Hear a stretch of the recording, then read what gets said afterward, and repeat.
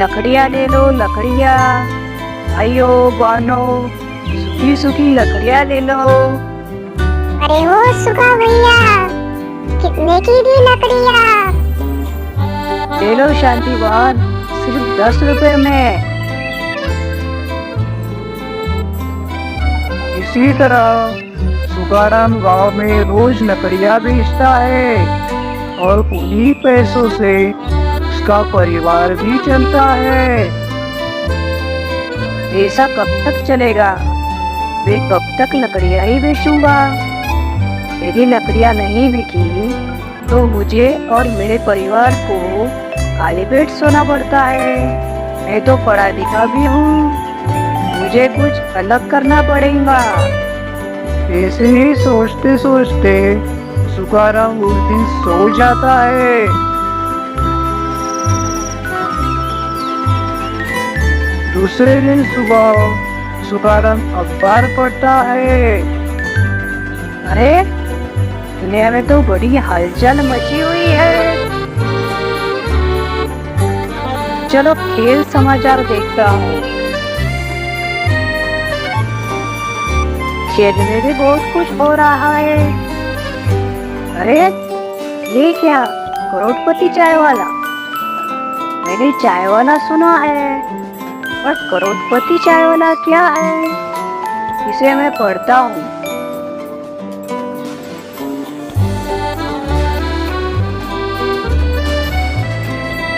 अरे राम राम, इस चाय वाले ने एक चाय की दुकान चालू किया और आज इस चाय वाले की दुकानें पूरी दुनिया में है।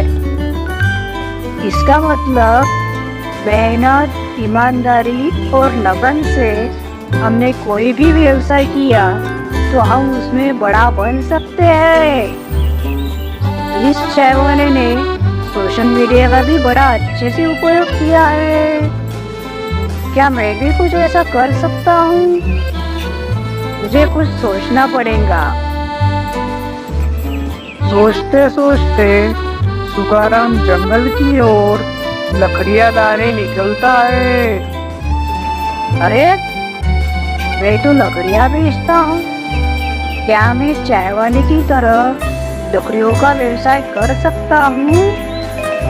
मैं मेहनत, ईमानदार और पूरी लगन से भी काम करता हूँ और लोग मुझ पर भरोसा भी करते हैं।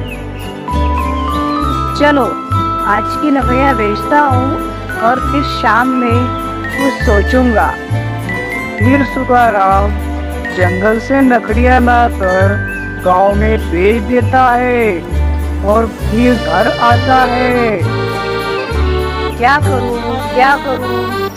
मैं लकड़ियों का व्यवसाय कैसे करूँ? हाँ, कल मैं मेरे मित्र को कुछ पैसे लेकर जंगल से लकड़ियाँ लाने बोलूँगा और उन्हें मैं खुद गांव में जाकर ज्यादा पैसों में बेच दूंगा। इस तरह मैं दिन में 2 बार लकड़ियाँ बेच पाऊंगा। पहले मैं खुद की लाई हुई लकड़ियाँ बेचूंगा और फिर मेरे मित्र ने लाई हुई लकड़ियाँ बेचूंगा।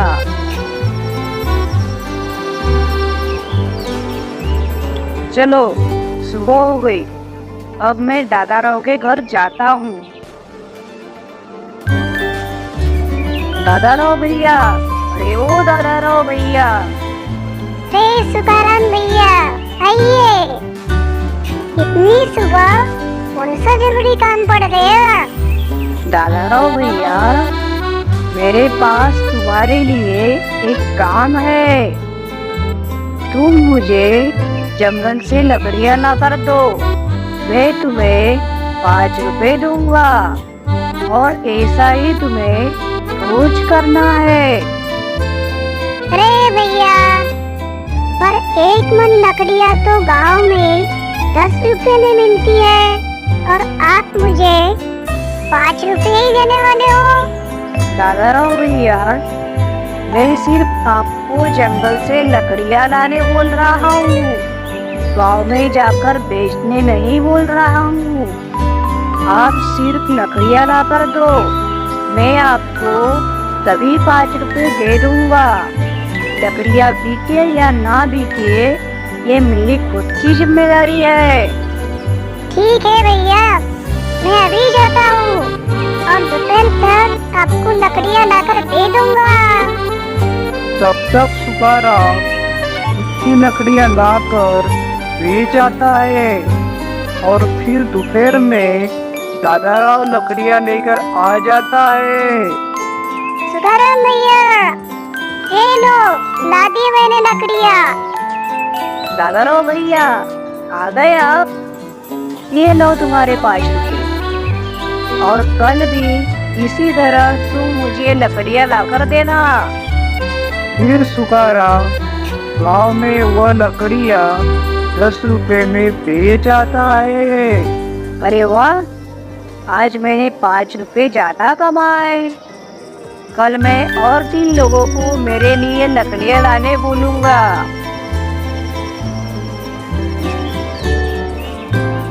फिर सुखाराम दूसरे दिन और 3 लोगों को जंगल में भेजता है और उन्होंने लाई हुई लकड़ियाँ भी वह गांव में बेच आता है।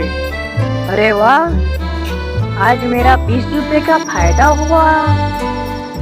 इसी तरह सुखाराम का लकड़ियों का व्यवसाय धीरे धीरे बढ़ता है। सुखाराम खुद के लिए एक बड़ा घर भी बना लेता है।